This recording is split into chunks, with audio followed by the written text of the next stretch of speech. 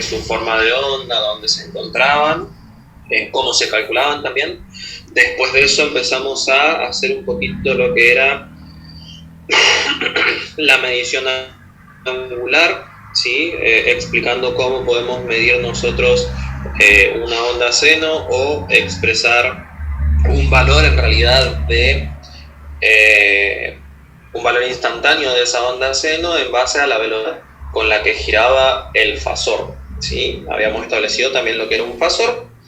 Y lo último que hicimos en la última clase fue, me valga la redundancia, fue ver un ejemplo de para qué es que vamos a utilizar nosotros todo esto y por qué necesitamos saber números complejos, ¿sí? Habíamos establecido lo que era una impedancia, lo que era, no me equivoco si vimos lo que era la resistencia y la reactancia, o eso no llegamos. Lo nombró, pero sí. Bien, pero solamente no lo nombré, no lo vimos en profundidad. Bien. Sé que estoy en falta con ustedes porque desde la segunda en adelante no le he subido ningún archivo a la plataforma. Con respecto a eso, nosotros ya vamos a empezar a trabajar directamente en la plataforma nueva. Sí, les voy a subir todos los archivos que debería haberle subido, con sus videos de explicación y demás.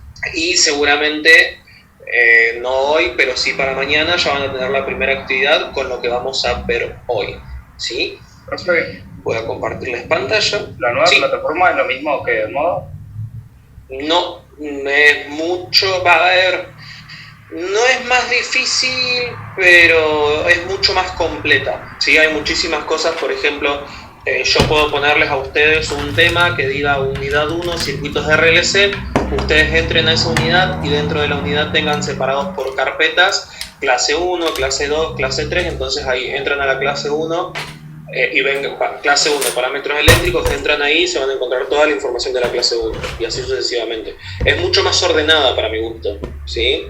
Profe, todavía sigue viendo. Tenemos que acostumbrarnos. Gracias. Podemos conectar a la plataforma nueva. Sí, eso... Profe, ¿usted la clase pasada dio clase? ¿El miércoles pasado o no? No, el miércoles pasado no tuvimos clase, le había avisado al preceptor que no iba a haber. Estaba con unos inconvenientes personales, así que, no unos inconvenientes, me surgieron unos imprevistos que les estaba por comentar, así que no, la clase pasada no hubo, la antepasada fue la última. Con respecto a la plataforma nueva, sí es cierto que hay algunos alumnos que no pueden ingresar, es cierto que ustedes también deberían tener, aunque sea un video tutorial de cómo funciona la plataforma, cómo se suben los archivos y demás.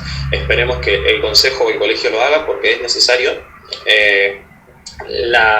No vamos a decir orden, pero la directiva que tenemos nosotros es que tenemos que empezar a trabajar con esa plataforma, ¿sí?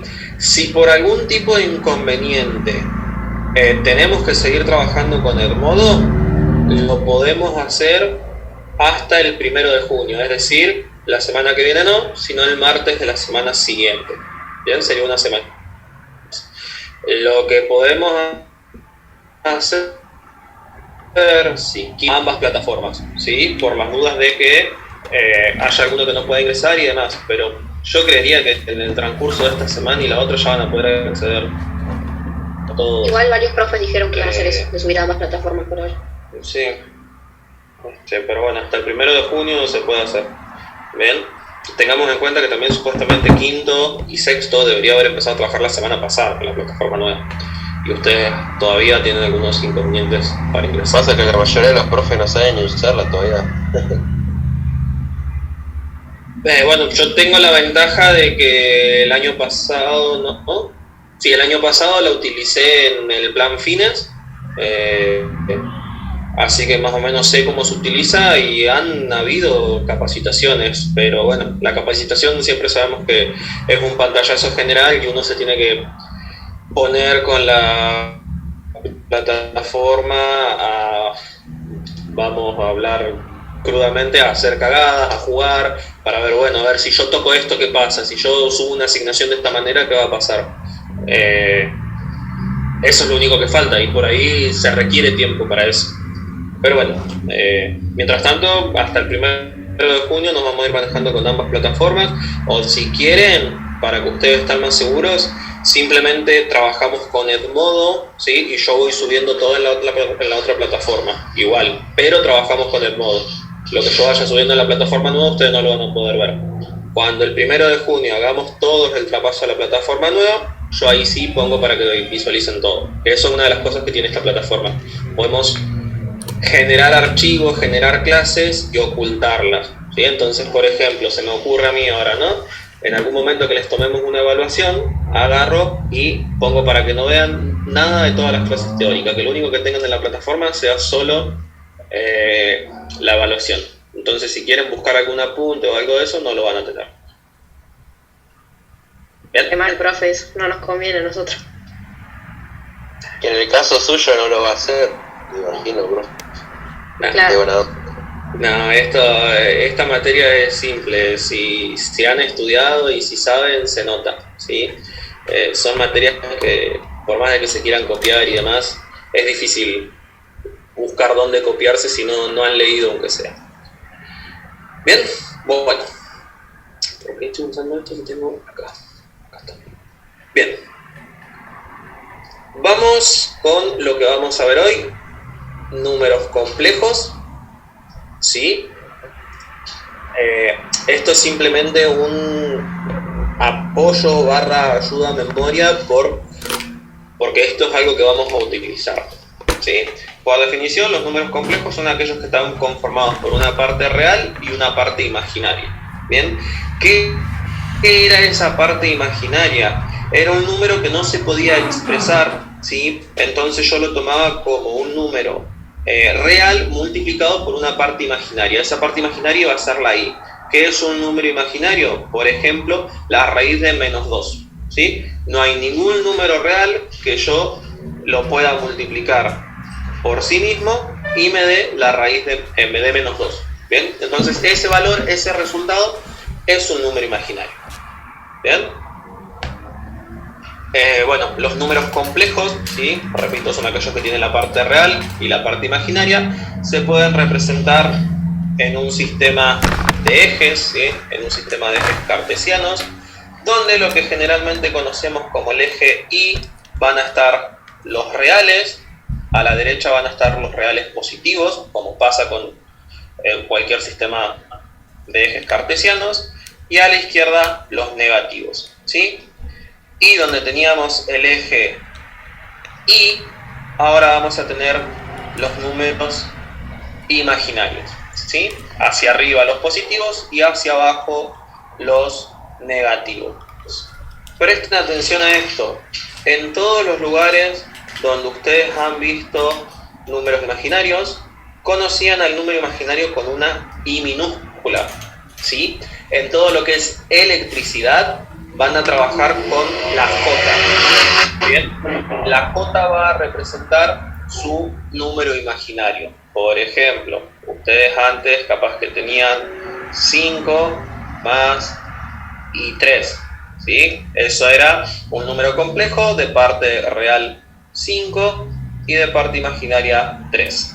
Ahora, la I minúscula nosotros la utilizamos para el valor instantáneo de corriente, ¿sí? Cuando estamos trabajando con corriente alterna, la B, la tensión es en minúscula y la I es una I minúscula también, ¿sí? Así nos referimos a la tensión y a la corriente en alterna.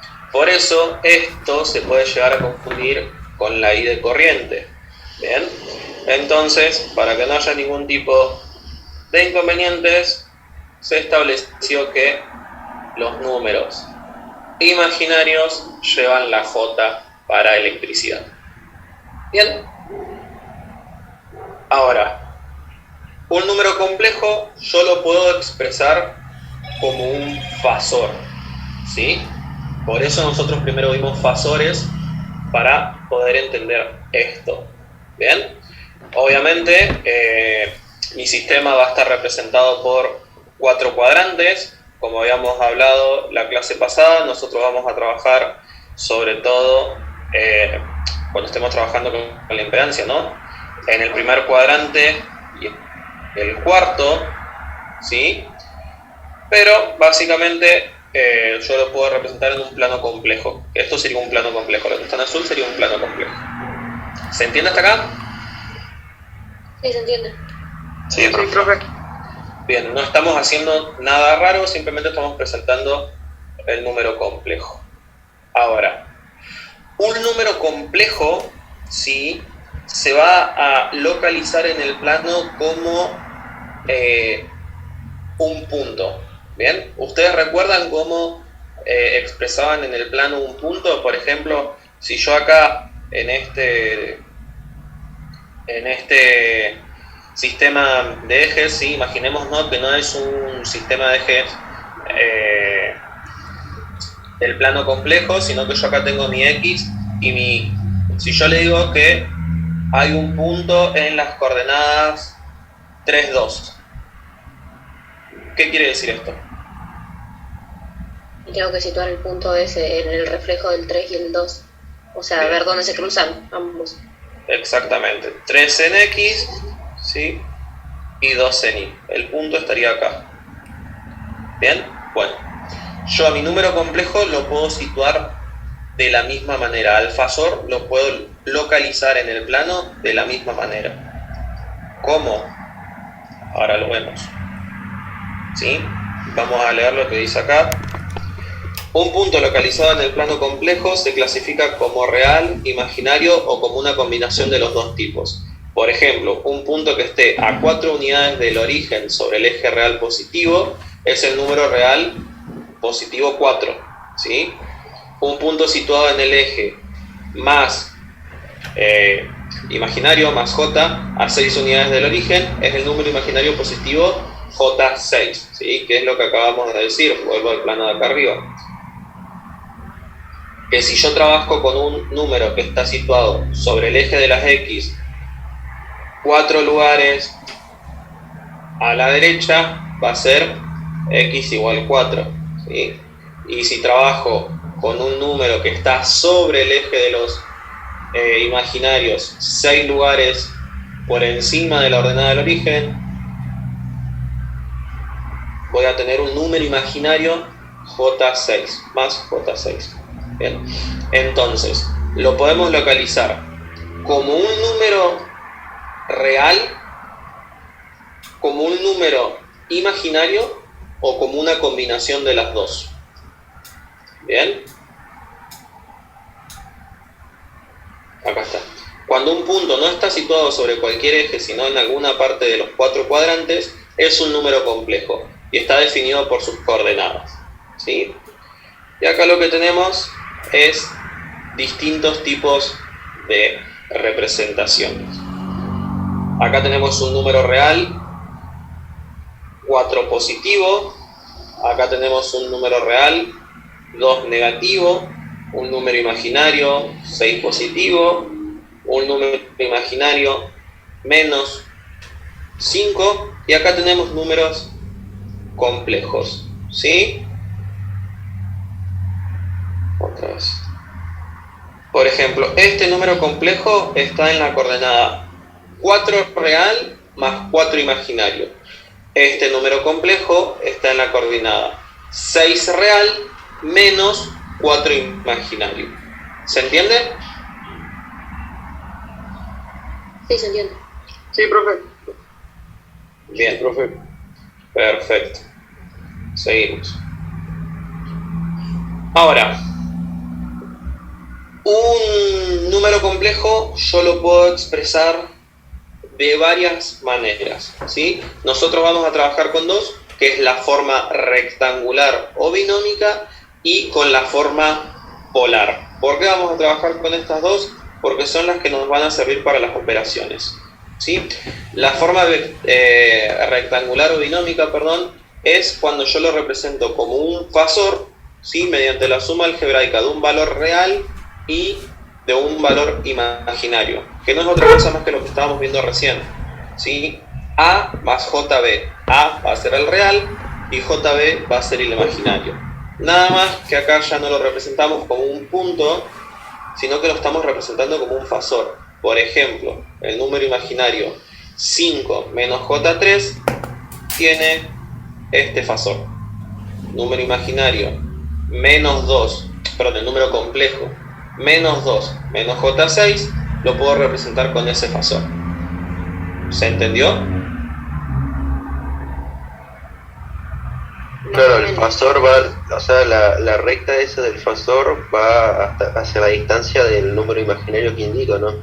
Exactamente, va desde el origen hasta las coordenadas del número imaginario, ¿sí? Nosotros acá lo teníamos como coordenadas antes.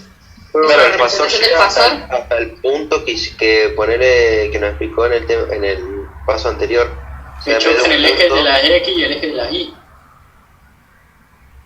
Vendría a ser la representación del fasor eso, Sí, sí. como un número complejo, o sea, a través de números. Exactamente. El concepto en realidad es al revés. Estoy representando el número complejo como un fasor, pero está bien, esa es la idea, ¿sí? Entender que yo puedo representar el fasor como un número complejo y el número complejo como un fasor. Profe, Bien. pero esto sería unir los puntos con el eje de la X y el eje de la Y. Claro, con el origen. Ahí llegaría nuestra recta. Claro, por ejemplo, en este que teníamos acá. Claro, Claro, eso está punteado. Cambia el fasor por una línea. Exactamente, bien. El Yo lo fasor puedo- era un vector que estaba girando en dónde. un vector que se encontraba girando en un plano. Ahora ese fasor va a estar girando en el plano de los complejos. Ah, está bien. Bien. Por ejemplo, yo acá el número más 6 menos J4, ¿sí? Que tiene esa coordenada, yo lo puedo representar con este fasor. Un fasor que va desde el origen hasta el punto. ¿Sí? Sí, profesor. Sí, está bien.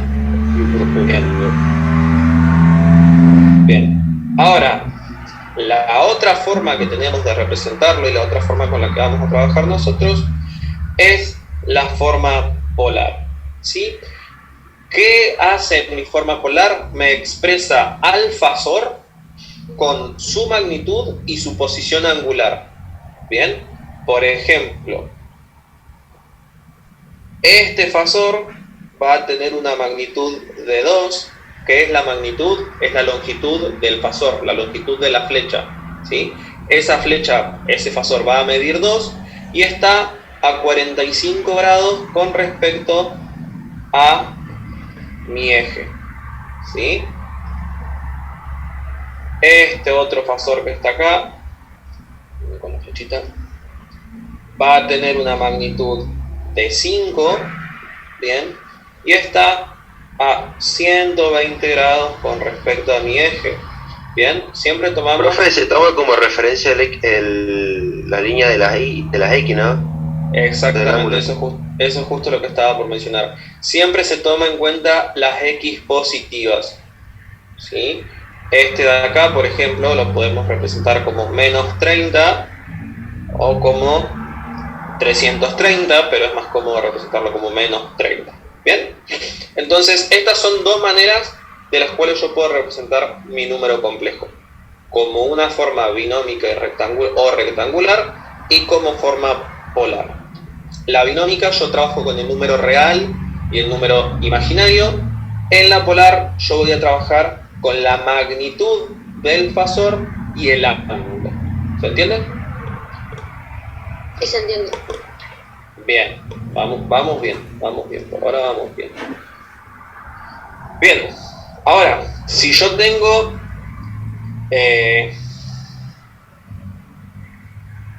no me va a salir el nombre, si yo tengo dos formas de representarlo, ahí está, voy a poder pasar o convertir de una a otra, ¿sí? Voy a poder pasar de la forma rectangular a la polar y de la polar a la rectangular o binómica, ¿sí?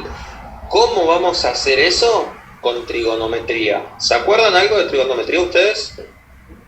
No. No. Bien. Va a haber algo Profe, que se la va- forma rectangular es la que es la línea punteada, ¿no? Claro, la que lo representa como un punto con su parte real y su parte imaginaria. ¿Sí? Esta era la parte real. La parte binómica es con el fasor, con la línea. No, la rectangular y binómica son la misma. Es rectangular o binómica. Y la otra es la polar. Listo. Lo que no me acuerdo, profe, que usted ya había explicado, pero cómo se sacaba el ángulo ese en la polar. Yo sé que usted lo había dicho ya en la clase pasada, pero yo ya me No olvidé. pasa nada, no pasa nada porque ahora cuando veamos la conversión lo vamos a hacer y por eso les preguntaba cómo andaban con trigonometría. Esto escríbanselo, la regla mnemotécnica, o memorícenla como más cómodo le quede. Soca toda. ¿Qué quería decir esto? Que el seno de un ángulo va a ser igual al opuesto sobre la hipotenusa. El coseno de un ángulo va a ser el adyacente sobre la hipotenusa. Y la tangente de un ángulo va a ser el opuesto sobre el adyacente. ¿Bien? Esto servía para triángulos rectángulos, que es con lo que vamos a trabajar nosotros. Sí, eso lo vemos en tercero, creo. ¿Sí? ¿Lo puede poner en los comentarios o repetirlo? O se puede buscar igual. Entonces está bien. Sí. También lo vamos a ver ahora, así que no. Socatoa. Bien, si ustedes buscan Socatoa, es hicimos una palabra que se acuerden. Socatoa. Bueno. ¿Cómo hago yo?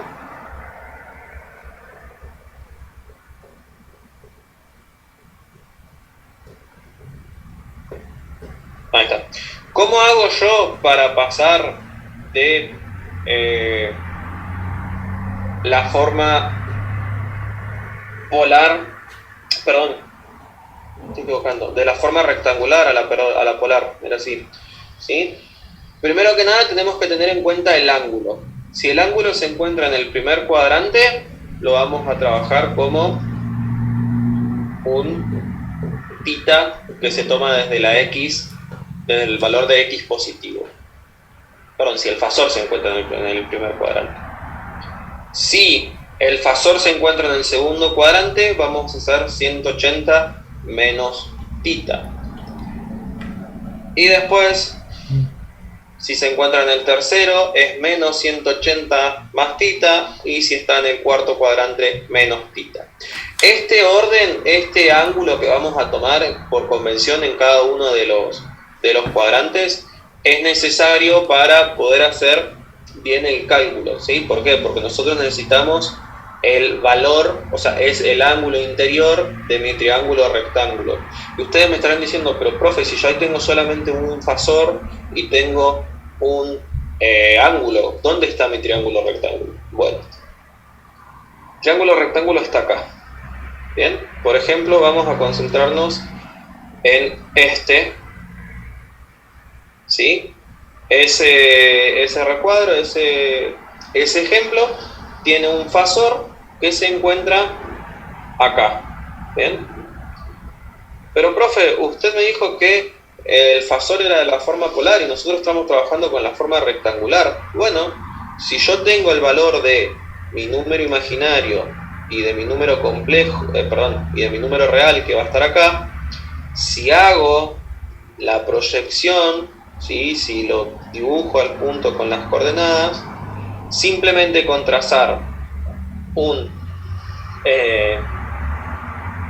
fasor desde el origen hasta ese punto, voy a tener el fasor. Ahora, no voy a saber en qué ángulo está, ni voy a conocer su magnitud, pero el fasor va a estar, que fue lo mismo que hicimos nosotros acá arriba, ¿sí?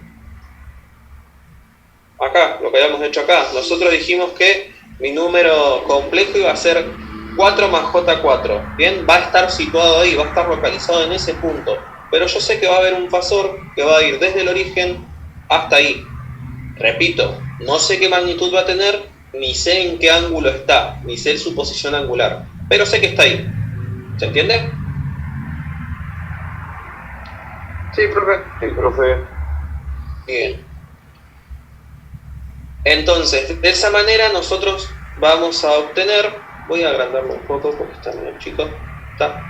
Profe, en el caso de la actividad que usted nos ponga, ¿tenemos que sacar el número o usted ya nos da el número complejo e imaginario? No, va a haber actividades distintas, en algunas van a tener que calcular, en otros van a tener que deducirlo. Pero hay que graficar esas la cosas. clase, ¿no? A ver, es más fácil de lo que se imaginan. ¿Sí? Ahora lo vamos a ir viendo. Bueno, nosotros vamos a tener, como les dije, por la grande, así no sabemos. Canas. Bien, estamos trabajando acá. Vamos a tener un fasor que no sabemos dónde está posicionado, perdón, sí sabemos dónde está posicionado, pero no conocemos su magnitud y su ángulo. Ahora, esta que está acá, este B que está acá, ¿sí? Que es el valor imaginario. ¿Bien? ¿Por qué? Porque yo lo estoy proyectando hacia acá. ¿Bien? Entonces, de este lado tiene la misma medida que de este otro. ¿Se entiende esa parte? Sí, es la proyección, es para poder hacer el triángulo. Exactamente, es la proyección. Y después tenemos esta otra parte que va a ser mi parte real. ¿Bien? ¿Por qué lo proyectan en el primer cuadrante? O sea, porque este es el ejemplo, ¿no? Claro, porque este es el ejemplo. Da, voy a borrar todos los dibujos, da un ejemplo para cada uno de los cuadrantes. ¿Sí? Y por esto es que nosotros proyectábamos siempre el ángulo desde el eje X, porque este ángulo va a estar ahora dentro de nuestro triángulo rectángulo. ¿Sí? Lo que tenemos acá. Sí. ¿Es necesario que la calculadora esté en radiales? No. Okay. Ya vamos a ver eso. Bien. Acá vamos a tener entonces nuestro triángulo rectángulo. Y acá es donde entra la parte de trigonometría. C va a ser igual a la raíz cuadrada de a cuadrado más b cuadrado. ¿Qué va a ser a? Mi parte real. ¿Qué va a ser b? Mi parte imaginaria. ¿Qué va a ser c? La magnitud del fasor, que no es otra cosa que la hipotenusa de mi triángulo rectángulo. Bien, por eso yo lo calculo así. Ahora, este ángulo, ¿sí? Yo lo puedo calcular por medio de trigonometría. Y nosotros sabíamos que, gracias a esa regla mnemotécnica, SOHCAHTOA, ¿sí? La tangente de un ángulo, en este caso el ángulo θ, es igual al adyacente, TOA, no TAO. Al revés, opuesto al adyacente. ¿Sí? Exactamente. Al opuesto, que en este caso va a ser B, mi parte imaginaria, sobre mi adyacente. ¿Sí? Paso la tangente para el otro lado como su inversa, tangente a la menos 1, y ahí voy a poder calcular el ángulo, que es lo que tenemos acá.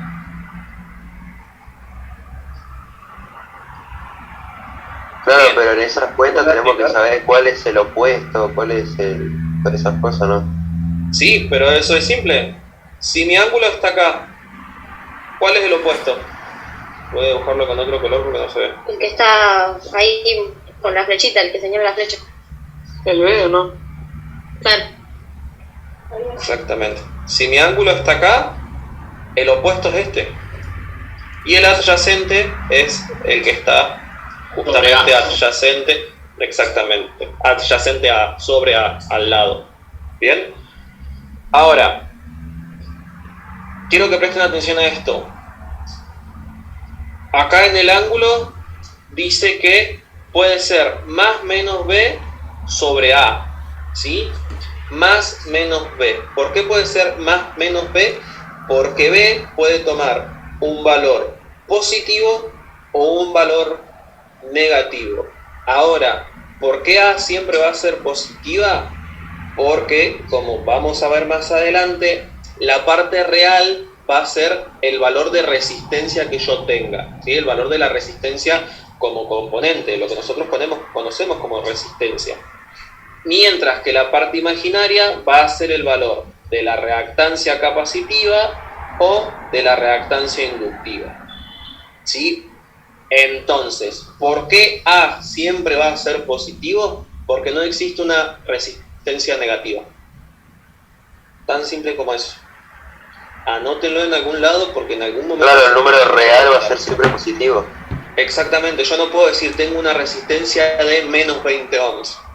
No, tengo una resistencia de 20 ohms. Tengo una resistencia de 1 ohm, pero las resistencias siempre son positivas.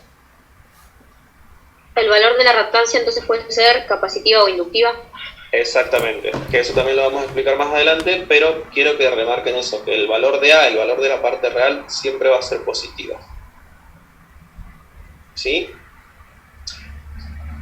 Bueno, en base a trigonometría, nosotros podemos despejar ese ángulo teniendo todos los datos. Voy a borrar, por ejemplo, el seno de θ va a ser igual a B sobre C. ¿Sí? Si yo ya calculé C, puedo despejar θ desde ahí.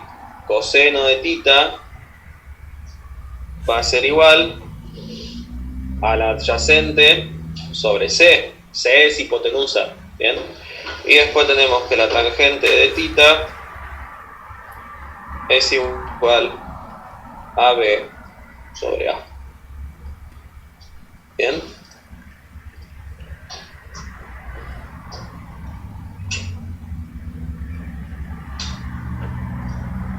Bien, Cuando termine la clase volvemos a entrar. Sí, sí, por favor. Bien. Es bastante observado. Profe, ¿puede explicar de vuelta lo de cos y tangente de abajo? O sea, ¿puede explicar de vuelta esa parte? Sí, esto sale simplemente de, a ver, trigonometría, que nosotros no vamos a meter en eso, pero vamos a analizarlo directamente desde la regla mnemotécnica. So, K, Toa. ¿Sí? Ahora tenemos que cambiar, o sea, siempre la hipotenusa y eso por los números, o sea, por el... Exactamente. ¿Qué va a ser O? Va a ser el opuesto.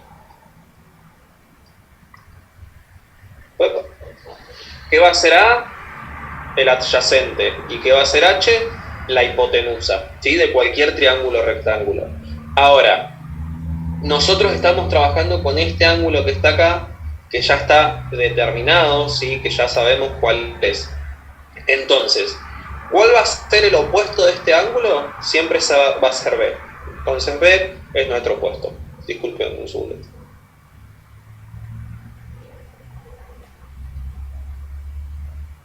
¿Sí? El opuesto va a ser siempre B. ¿Cuál va a ser el adyacente? El adyacente va a ser siempre A. ¿Bien? ¿Y cuál va a ser la hipotenusa? Va a ser C. Lo único que estamos haciendo es, en esta regla mnemotécnica, reemplazar cuál es el opuesto, cuál es el adyacente y cuál es la hipotenusa. ¿Se entendió? Sí, se entendió. Sí, profe, sí, profe. Bien. Perfecto. Bueno. Ahora, así como nosotros podíamos pasar de la rectangular o binómica a la polar, podemos pasar de la polar a la rectangular. ¿Cómo? Exactamente trabajando con ese famoso SOHCAHTOA toda. ¿Bien? Que habíamos dicho nosotros que el seno del ángulo aquí va a ser igual A B sobre Al opuesto, Esto sobre la hipotenusa. hipotenusa. Bien, AB sobre C. Y el coseno del ángulo iba a ser igual a A sobre C. Bien, entonces, que esto es muy importante. Si yo estoy trabajando con la forma polar, o si a mí me dan un número en la forma polar, los datos que voy a tener van a ser C y el ángulo. ¿Sí? Entonces voy a conocer esto que está acá y esto que está acá. ¿Qué es lo único que tengo que hacer? Despejar de cada una de las fórmulas el valor que no tengo. Y con eso llegamos a que así se pasa de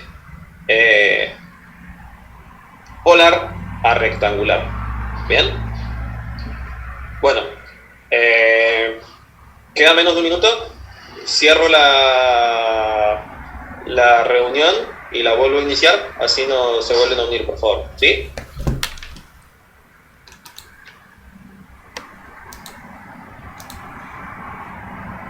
cateto adyacente va a ser la parte real y el cateto opuesto va a ser la parte imaginaria, que puede ser positiva o negativa.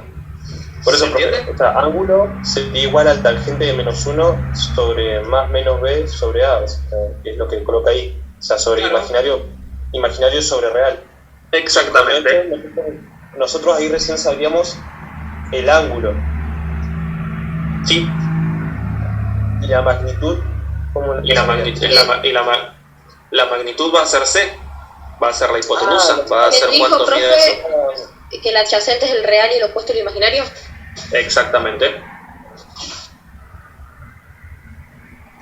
Siempre en cualquier cuadrante.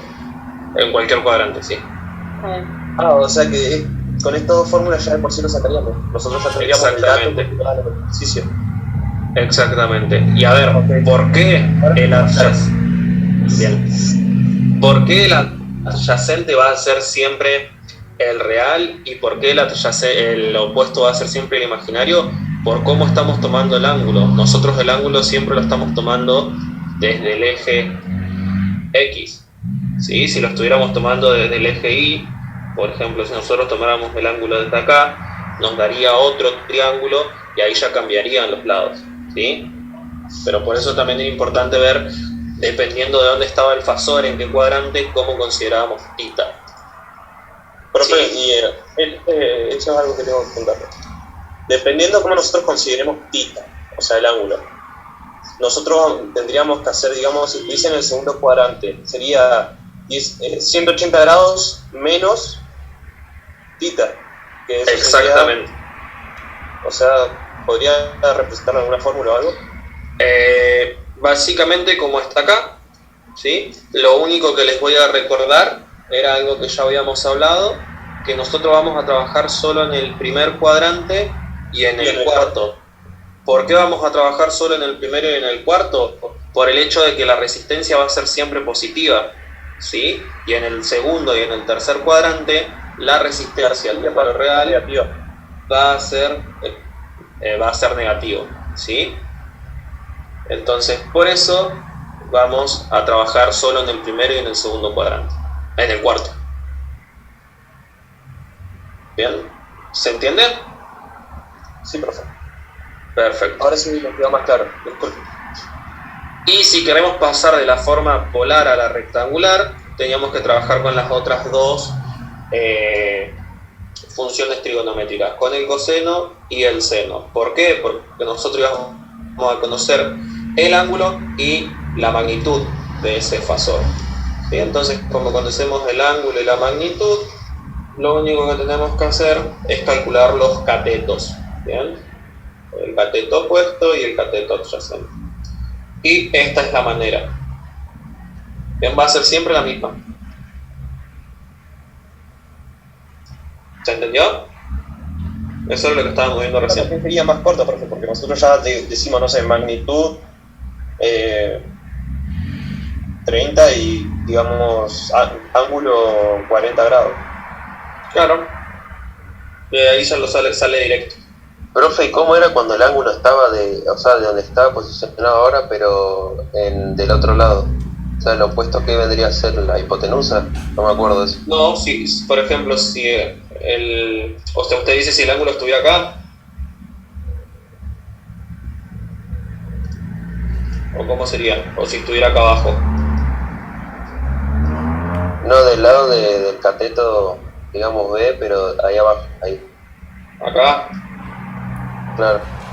claro, acá el opuesto pasaría a ser la hipotenusa, pero esto es bastante, ese ángulo no se calcula porque sabemos que acá está el ángulo recto. El opuesto a la hipotenusa siempre es el ángulo recto. Por ejemplo, si el ángulo estuviera acá arriba, el opuesto sería A y el adyacente sería B. Pero como nosotros vamos a trabajar siempre con el ángulo en esta posición, la fórmula es una fórmula genérica. ¿Se entiende? Sí, profe, no me había dado cuenta. Claro, es una fórmula de por sí ya que se utiliza todo el tiempo, prácticamente queda fija. Vamos a utilizar siempre la misma fórmula, o sea, no vamos a Me tener que perdí, ser... profe. Me perdí. Vamos a hacerlo más simple. Nosotros siempre vamos a utilizar esto porque el ángulo siempre va a estar en esta posición. No vamos a tener que sentarnos a decir, bueno, cuál es mi opuesto y cuál es mi adyacente. No, las fórmulas son siempre estas. Con esas dos fórmulas solamente lo único que puedo saber es la parte imaginaria y la parte real en ángulos. Claro. Para Claro. eso nomás me sirve. Sí, le sirve para pasar de polar a rectangular. Como usted ya conoce la magnitud C y conoce el ángulo, lo único que le falta es la parte real y la parte imaginaria. ¿Y de esas dos cuál es la polar y cuál es la rectangular? No, eso, o estas son las fórmulas nomás. No, eso es la fórmula. La forma de representar la polar, la rectangular sería bien A más menos JB, ¿sí? A usted acá le va a dar dos valores y después los tiene que representar en esta forma. Y la polar a usted se le puede encontrar dibujada de manera gráfica, es decir, de así como está dibujada acá, o le puede decir C a un ángulo θ.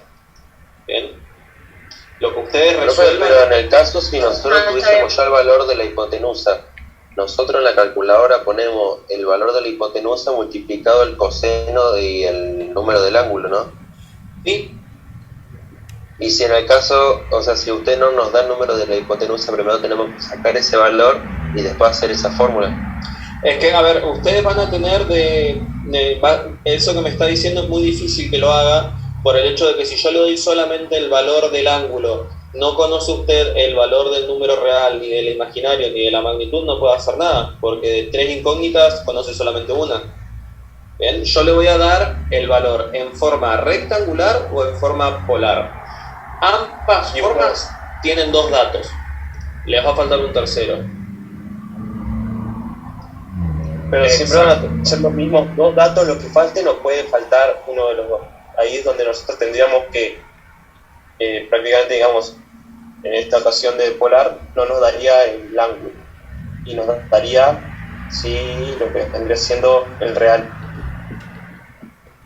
En ese caso cambiaría algo o siempre va a dar el Pasa que eso sería para complicárselas, porque si yo le puedo decir que tiene una impedancia compleja de magnitud 30 ohms con una parte real de 5 ohms. Calcule la parte imaginaria y el coseno, pero vuelvo a decirlo, usted va a tener dos datos, y el ángulo, perdón, usted va a tener dos datos y le van a faltar dos, ¿sí? Pero hay una ecuación que va a poder completar. ¿Bien? Igual nos estamos adelantando mucho, vamos paso a paso y van a ver que es un poco más simple de lo que parece.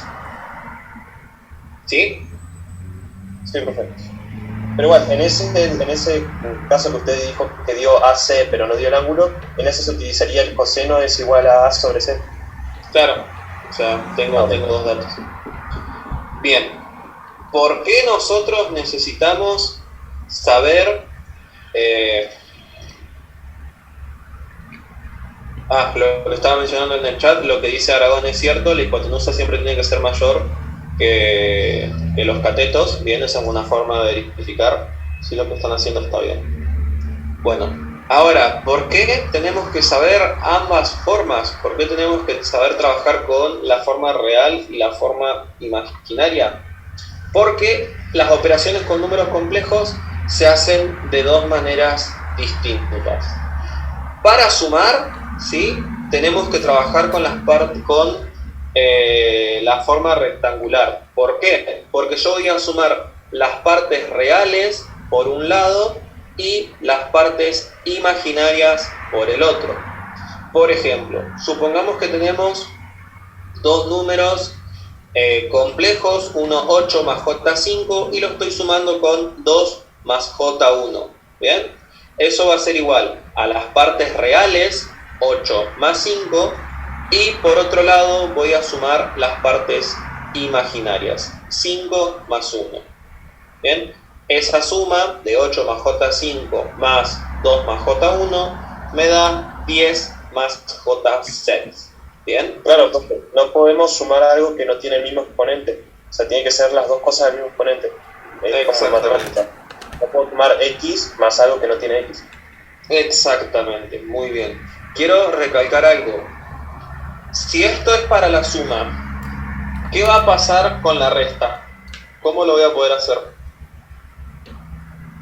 Restando cada parte con su compañero también. O sea, Exactamente, de la misma lo mismo manera. nada más que con la resta. Porque por definición la resta es una suma algebraica. Yo estoy haciendo cuando yo estoy restando, estoy sumando dos números, nada más que uno es positivo y el otro es negativo, pero los estoy sumando. Profe, usted entonces nos va a poner un ejercicio en el cuadrante 2 y cuadrante 4 y después hay que hacer la suma o resta correspondiente. Sí, vamos a hacer mucha práctica en realidad quería pasar ya al tema de circuitos de RLC, pero vamos a hacer un poco de práctica de esto, la actividad va a ser de esto Igual, principalmente. Después nos va a mandar esto para tenerlo como soporte, ¿o no? Sí, todo esto va a ser su soporte. Bien. Ahora, eso es con la suma. Mientras que con la división, ¿sí? Yo voy a tener que dividir de forma polar. Por ejemplo, yo voy a dividir 100 a 50 grados entre 25 a 20 grados. Este 100 va a ser lo que antes estábamos llamando C y este 50 va a ser lo que antes estábamos llamando tita. ¿Bien? ¿Cómo hago la división? Divido los módulos, divido C sobre C y por otro lado resto los ángulos. Tita 1 menos tita 2. ¿Sí? Claro, los dos valores de la hipotenusa y después están los dos de los ángulos. Claro, divido los módulos, divido las hipotenusas y por otro lado resto los ángulos. Y todo eso me va a dar en un valor en polar. ¿Se entendió? Profe, esto lo había explicado, sí, pero lo había puesto solamente que en forma polar se restaban, obviamente, se dividían los... ¿cómo es? Me perdí. Se dividían la C, pero los ángulos se restaban. Claro, porque en la clase pasada hicimos un ejercicio de una impedancia y teníamos que calcular corriente y tensión, y para calcular corriente y tensión teníamos que dividir los submódulos. Es lo mismo. Bien, eso pasa con la división. Mientras que para multiplicar, ¿sí? Yo también voy a trabajar con la forma polar, nada más que voy a multiplicar las magnitudes 10 a 45 por 5 a 20, 10 por 5, y voy a sumar los ángulos. ¿Sí? Claro, en la división los ángulos se restan y en la multiplicación se suman. Perfecto, exactamente, es así. Sí, está bien, eso es fácil dentro de todo.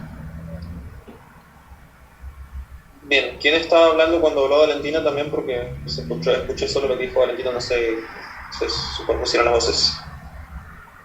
Yo. Diga. Quería saber qué era esto que está entre medio de los dos cuadraditos. Bien, eso es el ángulo, ¿sí? Lo que está diciendo acá es... Profe, Esto que está acá indica que ese módulo está a un ángulo de 45. 10 a un ángulo de 45, también se lo puede representar así. Entonces, acá lo que está diciendo es que todo lo que hay de acá hacia la derecha es ángulos. profe, Sí, esto el día de mañana, ¿para qué nos irá a servir? ya va a ver para qué le va a servir el día de mañana. Para ir a comprar pan, Juan. Capaz. Compras ahí en el súper y te aparece esto. ¿Cómo van a comprar un pan imaginario? Pero ahora es para probar. Pero no, posta, profe, no es esto, lindo. ¿Para qué serviría? A ver, este tipo de cosas? ¿para qué les va a servir esto? Eso es una buena pregunta. Nosotros estamos viendo esto como fundamento, ¿sí? Para poder trabajar con números imaginarios. ¿Qué vamos a hacer cuando trabajemos con números imaginarios? Vamos a poder trabajar con reactancias inductivas y reactancias capacitivas. ¿Qué es una reactancia inductiva? Por ejemplo, un motor, una máquina que tiene una bobina muy grande. ¿Bien? ¿Qué pasa? ¿Dónde se ve esto? Por ejemplo, en una industria donde yo tengo muchos motores, ya vamos a llegar a esto, ¿sí? Pero ya que hicieron la pregunta, en una industria donde yo tengo muchos motores, mi reactancia inductiva es muy grande, ¿bien? Entonces voy a tener una potencia instalada, una potencia aparente muy grande. ¿Por qué? Porque esas bobinas necesitan una determinada energía para funcionar, para generar sus campos magnéticos y demás. Bien, entonces yo puedo representar con un diagrama fasorial cómo es el consumo de mi industria. Bien, y en base a eso puedo ver si estoy dentro de los parámetros legales o no, porque las industrias tienen un parámetro legal en base a su factor de potencia y otro tipo de cosas que ya vamos a llegar. Bien, y ustedes pueden, por ejemplo, colocarle capacitores, banco de capacitores, capaz que en algún momento lo han escuchado, para bajar esa reactancia inductiva. ¿Vieron que hay algunos motores que tienen un capacitor grande colocado en la entrada? Los motores de los lavarropas y eso. No sé si alguno ha visto. Sí. Bueno, esos capacitores están puestos ahí gracias a un análisis que se hace con todo esto de números complejos para disminuir las corrientes, ya sea de arranque y el consumo. ¿Bien? Para eso les va a servir a ustedes esto. No les va a servir en su vida cotidiana, pero sí en su vida profesional y técnica.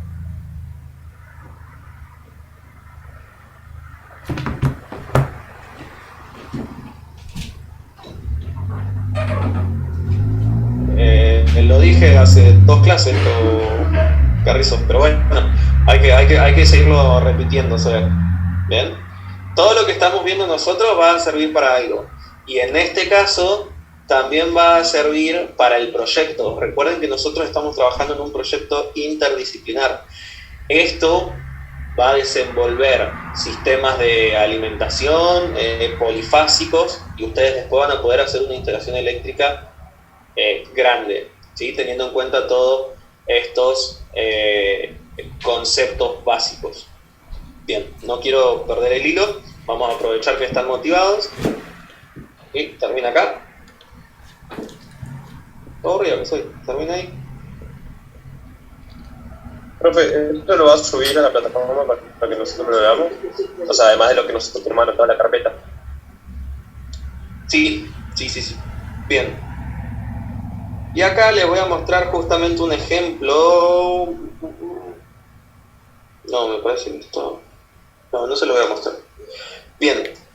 Vamos a ir dejando por acá solamente con la parte de números complejos. Me hubiera encantado poder llegar a la parte esta de cómo responde cada uno de los elementos a la corriente alterna, ¿sí? Pero es bastante, no los quiero saturar mucho, ¿sí? Prefiero que entiendan el concepto de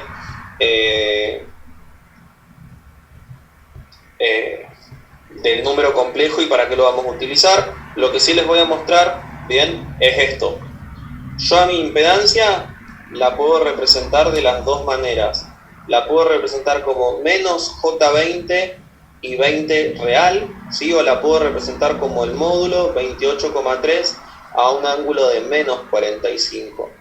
Yo necesito que ustedes entiendan, y ustedes también necesitan entender, el concepto de por qué yo lo estoy representando de esta manera. Ahora, cuando nosotros empecemos a trabajar con los cálculos y demás, no vamos a hacer todos esos cálculos de la hipotenusa y demás, ¿sí?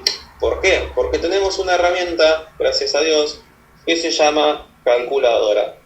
Y la calculadora, al menos, es más inteligente que yo, ¿sí? Y miren lo que les voy a mostrar acá. ¿Están viendo la calculadora en la pantalla? Sí, se ve. ¿Sí? Bien. Lo que yo dije es que 20 menos J20 es igual a 28,3 a un ángulo de menos 45, ¿no? Sí, profe. Bien. Si nosotros hacemos toda la trigonometría... Profe, se le metió una calculadora en la compu. Sí, tuve que descargar una calculadora porque si no, no podía mostrar este tipo de cosas que voy a hacer. ¿Sí? Si yo hago toda la parte de trigonometría, sí, la raíz de 20 al cuadrado más la raíz de menos 20 al cuadrado, ¿sí? Tengo que 28,8 es el módulo, ¿bien? Que era lo que tenía acá. Y después, si hago, ¿dónde está? El arco tangente de, ya viene con el, de menos 20 dividido 20, bien, yo tengo mi ángulo, menos 45, ¿sí? Acabo de pasar de la rectangular a la polar, bien, utilizando todo lo que vimos recién. Y comprobé que esto está bien. Ahora, les había dicho antes que la calculadora es más inteligente que yo, entonces, por ejemplo, vamos a hacer el proceso al revés. Voy a pasar de polar a rectangular. ¿Cómo hago eso? ¿Y cómo lo vamos a hacer nosotros más adelante? Solamente con la calculadora. Ustedes ahora van a ver que estoy tocando letras, no van a entender qué está pasando, ¿sí? Pero... perdón, me equivoqué yo. Y yo entendí que estaba pasando. Ahí su calculadora está en radianes, profe, cuando hace eso. No, está en grados, porque estamos trabajando Ahí, en grados. ahí usted había sacado la resistencia y el ángulo, si no me equivoco. Sí, me había equivocado, bien, ahora sí, funcionó el botón, bien. Yo aprieto la tecla REC, coloco el módulo, coma, el ángulo, y la calculadora sola me da la parte real y la parte imaginaria, que es 20 menos J20. Ojo, sí, menos J20. Bien, entonces, al menos en esta calculadora lo expresa así, hay otras que hay que tocar un par de teclas más, pero lo que yo quiero es esto. Nosotros vamos a llegar a calcular, hacer los cálculos, las conversiones, perdón, con la calculadora, pero necesito primero que entiendan cómo se posiciona un fasor, cómo se lo localiza en el plano, ¿sí? La actividad que vamos a hacer ahora es la relación. O sea, usted lo que quiere es que primero... Claro. No, digo, profesor. Lo que quiero es que primero ustedes entiendan de dónde sale todo esto para poder después trabajar, ¿bien? Poder agarrar y decir, bueno,